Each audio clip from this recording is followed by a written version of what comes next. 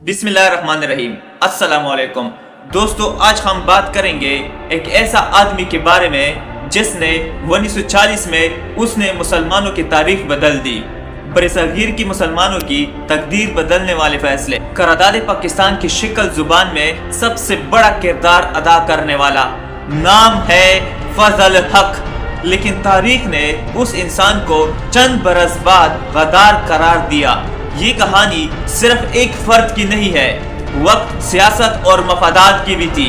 फजल हक 26 अक्टूबर 1873 को बंगाल में पैदा हुए और इब्तिदाई तालीम भी उन्हें इलाकों में हासिल की। बाद में उन्होंने कानून की डिग्री ली। वकालत के पेशे से अपने अमली का सफर का आगाज किया और वकालत करते करते वो अवामी हकूक की जिद्दोजहद में दाखिल हुए और सियासी मैदान में कदम रखा। उन्हें जल्द ही ये एहसास हुआ कि मुसलमानों की शिहरी और तालीमी का तहफ़्फ़ुज़ सिर्फ सियासत के जरिए मुमकिन है। 1912 में वो बंगाल की कानून साज असेंबली रुकन मुंतखब हुए और इसी साल मुस्लिम लीग के जनरल सेक्रेटरी भी बने और इस ओहदे ने उन्हें बरसगीर की मुस्लिम की सियासत में बड़े रहनुमाओं के सफ में खड़ा कर दिया। 1914 में उन्होंने और मुस्लिम की तंजीमों की और तालीमी समाजी जिद्दोजहद में भरपूर हिस्सा लिया। यही वो जमाना था जब उन्हें बंगाल अवाम में पहचान और मकबूलियत मिलना शुरू हुई। 1935 के बाद वो कलकत्ता के मेयर बने और ये एजाज हासिल करने वाले पहले मुसलमान थे। मेयरशिप के दौरान उन्होंने शहरी और सहूलियात और इस्लाहात पर तवज्जो दी, जिससे इनकी मकबूलियत मजीद बढ़ी। 1937 में वो बंगाल की वज़ीर आला मुंतखब हुए और 1943 तक इस ओहदे पर फायज रहे।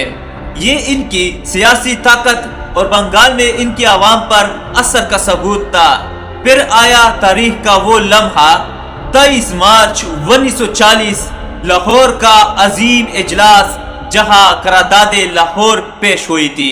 इस इजलास में फजल हक ने करारदाद पाकिस्तान पेश की, जो आगे चलकर मुसलमानों के लिए एक अलग रियासत की बुनियाद बनी।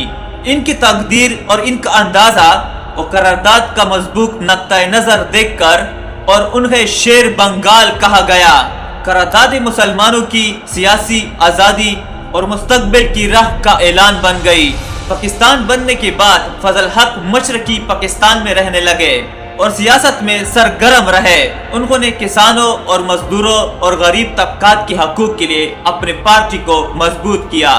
वक्त के साथ मरकजी मशरकी पाकिस्तान के दरमियान सियासी इख्तलाफात बढ़ गई। फजल हक बंगाली अवाम की जुबान और सियासी हकूक के बड़े नुमाइंदे बनकर सामने आए, जिससे मरकज के कुछ हलके नाराज हो गए। 1954 में वो अवाम के वोटों से एक बार फिर मशरकी पाकिस्तान के वज़ीर आला मुंतखब हुए। ये इनकी मकबूलियत की फतह थी, लेकिन इनकी सियासी मुखालिफिन इस कामयाबी से खुश नहीं थे। इसी साल उन्होंने भारत रियासत मगरबी बंगाल का दौरा किया और एक तकरीब में कहा, आज मशरकी बंगाल और मगरबी बंगाल के सरहदें जरूर है, मगर हम सब बाई बाई है। ये एक आम और अमन की बात थी, लेकिन मुखालिफिन ने इसे सियासी हथियार बना दिया। अखबारात ने इनकी बयान तोड़ मरोड़ कर पेश किया और इल्जाम लगा दिया कि वो पाकिस्तान के नजरिए के खिलाफ बोल रहे हैं और सियासी दबाव बढ़ाया गया और साजिशों ने माहौल को मजीद भड़का दिया। चंद दिनों में उन्हें वज़ीर आला से हटा दिया और इन पर गद्दारी का लेबल लगा दिया। यूं वही शख्स जिसने पाकिस्तान के कयाम की करारदाद पेश की थी, उसको गद्दार करार दिया। 1958 में माशरा लॉ के नफाज के बाद फजल हक की सियासी सरगर्मियां मुकम्मल तौर पर महदूद हो गई। उन्होंने अपनी जिंदगी के आखिरी साल और खामोशी सियासी तन्हाई में गुजारी। 27 अप्रैल 1962 को फजल हक का इंतकाल हुआ और वो एक ऐसी तारीख छोड़कर चले गए जिसमें अजमत भी थी और हकीकत भी थी। फजल हक की जिंदगी एक बहुत बड़े दुख या हादसे से कम नहीं थी। एक तरफ उन्होंने 1940 में एक अजीम करारदाद पेश की, जिसका नतीजा 1947 में कयाम पाकिस्तान की सूरत में निकला। दूसरी तरफ 1954 में जब उन्होंने अवामी मैंडेट से इक़्तिदार पाया بس ایک جملے کہنے پر کہ ہم سب بھائی ہیں، جسے عوامی اور امن بیان نے انہیں غدار بنا دیا۔ ان کی داستان ہمیں یاد دلاتی ہے کہ قوم اور ریاست کی مفادات جب طاقت کے کھیل میں بدل جاتی ہے تو وہی قائد قربانی بن جاتی ہے جنہوں نے قوم کے لیے سب کچھ دیا تھا۔